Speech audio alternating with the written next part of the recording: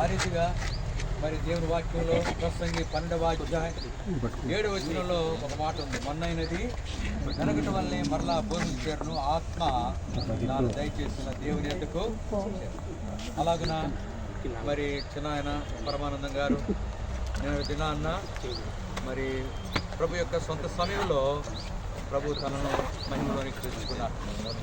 తన దాసుడు దేవుని దాసుడు చిన్నాయన మరి ప్రభు యొక్క పిలుపుని అందుకుని ఆయన నిత్య విశ్రాంతిలో ప్రవేశించారు.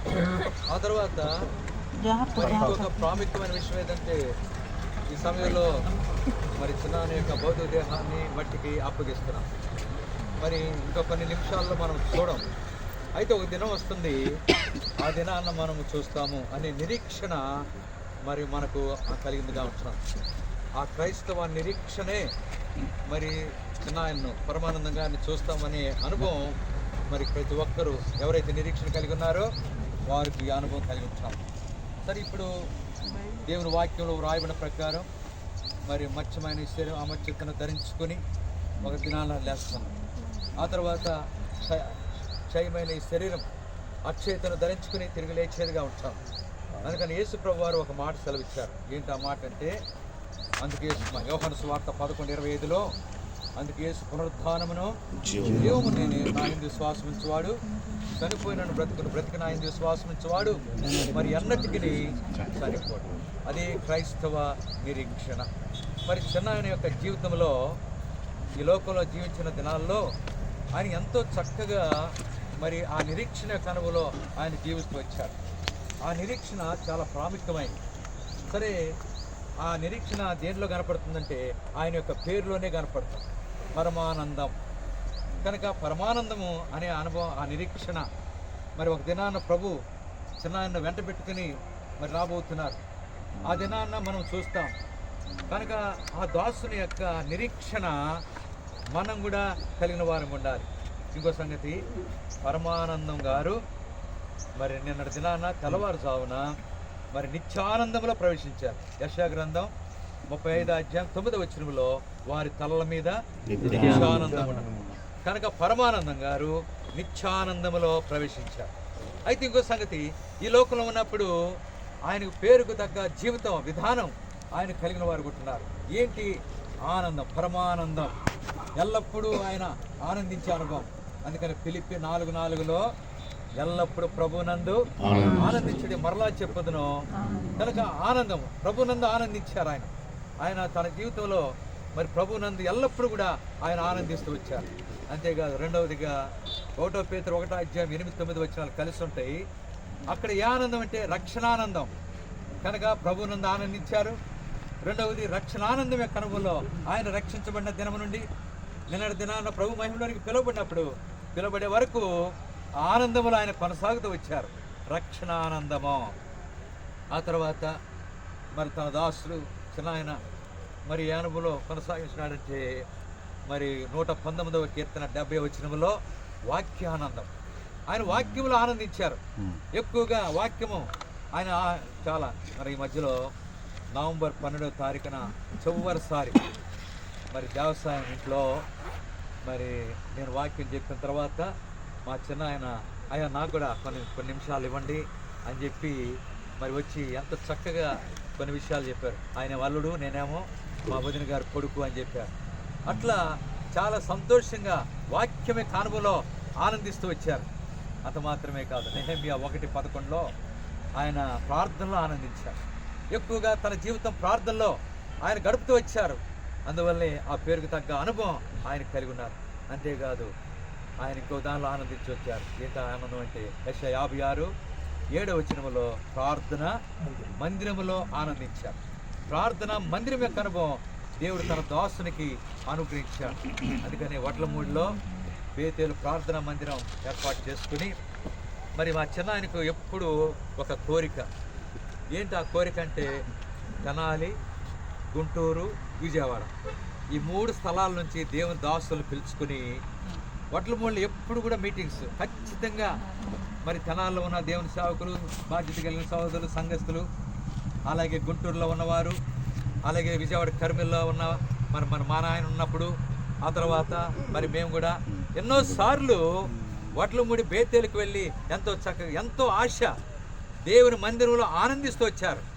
అంతేకాదు మరి చివరిగా నిన్న నేను తెనాలకు వచ్చినప్పుడు మరి కొంతమంది సహోదరులు కలిసి వడ్లమూడి సహోదరులు వాళ్ళు ఏం చెప్పారంటే ఆదివారం లాస్ట్ పోయిన సండే అంతకుముందు రాలేదంట. పోయిన ఆదివారం వెళ్ళి అందరిని కలుసుకుని అందరితో చక్కగా సంభాషిస్తూ మరి ఎన్నో విషయాలు పంచుకుంటూ వచ్చారు. అలాగున చివరి వరకు కూడా దేవుని మందిరాన్ని ఆయన ప్రేమిస్తూ వచ్చారు. ఆ మందిరం యొక్క అనుభవం, ఆ ఆనందం ఆయన జీవితంలో ఆయన కలిగిన వారు వచ్చిన అలాగున దేవుని మందిరం యొక్క మరి ఆనందము తన జీవితంలో కలిగిన. అంతేకాదు ఇంకొక ఆనందం కూడా ఉంది. ఏంటి ఆనందం అంటే ఎన్ని కష్టాలు వచ్చినా, ఎన్ని నిందలు వచ్చినా, ఎన్ని అవమానకరమైన పరిస్థితులు వచ్చినా వాటిలో ఆనందమో.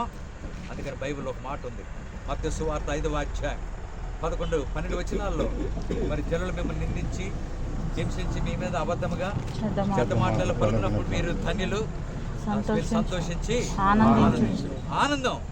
కష్టాల్లో, బాధల్లో, పరీక్ష, అనారోగ్య పరిస్థితిలో ఒకసారి మరి చిన్న ఆయనకు అనారోగ్యత వచ్చినప్పుడు వ్యవసాయం ఇంట్లో ఉన్నప్పుడు మేము సహోదరులు చాలామంది వెళ్ళి పరామర్శిస్తే నేనేం చేశానంటే అందరూ వచ్చిన వాళ్ళందరితో ప్రార్థన చేస్తే ఎంత ఆనందం అయిపోయిందంటే అంత అనారోగ్య పరిస్థితుల్లో కూడా చిన్న ఆయన ఎంతో ఆనందిస్తూ వచ్చారు. కానీ కష్టాల్లో, శ్రమల్లో చివరిగా ఇంకొక విషయంలో ఆనందిస్తున్నారు. ఏంటి ఆనందం అంటే 96వ కీర్తన 11వ వచనంలో ప్రభు రాకడలో మరి తన దాసుడు ఆనందిస్తూ వచ్చాడు. అందువల్లనే ఆ నిరీక్షణ, ఆ క్రైస్తవ నిరీక్షణ తన దాసునికి దేవుడు అనుగ్రహించాడు. ఇంకా ఎవరైనా నిరీక్షణ కనుమలో లేకపోతే సాయంకాలం చివరి గడియల్లో ఇంకా కొన్ని నిమిషాల్లో మనం చూడం కనుక సహోదరుని యొక్క మా చిన్నాని యొక్క భౌతిక దేహం ద్వారా ప్రతి ఒక్కరితో ప్రభు మాట్లాడుతున్నాడు. ఆయన మౌనంగా ఉండి మాట్లాడుతున్నాడు. ఏంటి ఆ నిరీక్షణ యొక్క అనుభవం? నా బిడ్డలారా, నా బంధువులారా, నా స్నేహితులారా, నన్ను ప్రేమించిన వారులారా, మీరు నా చుట్టూ చేరి ఉన్నారు. ఒక దినం వస్తుంది మీ చుట్టూ చేరే పరిస్థితి మరి వస్తుంది.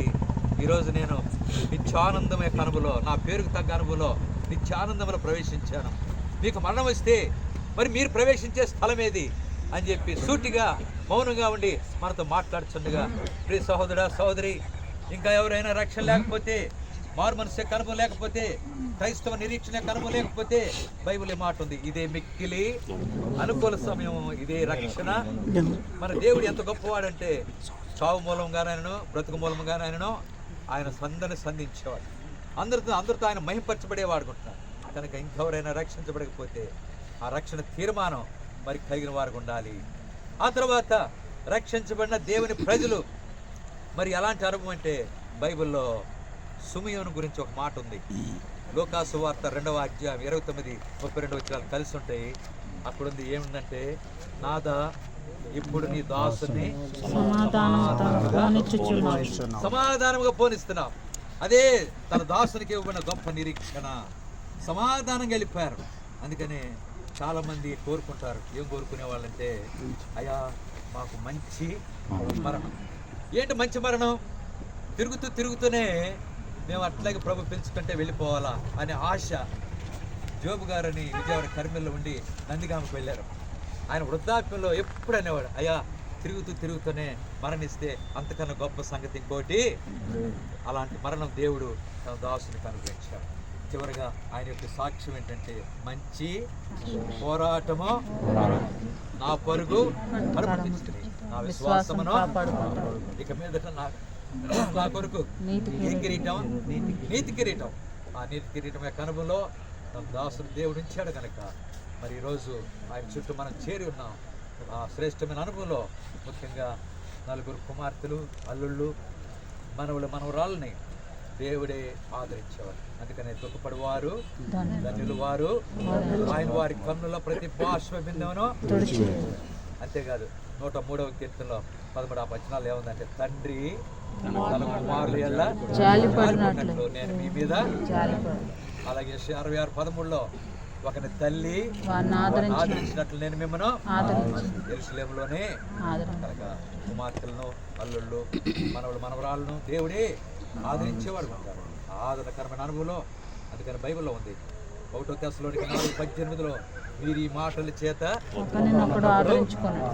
ఆ శ్రేష్టమైన ఆదరణకరమైన అనుభవం కుటుంబంలో దయచేయాలనేది మనందరి యొక్క ప్రార్థన. ఆ రీతిగా ప్రభు సహాయము. మరి ఒక దినం వస్తుంది, ప్రభు ఆయన మధ్యాకాశానికి వచ్చినప్పుడు చిన్న ఆయన వెంట పెట్టుకుని వస్తారు.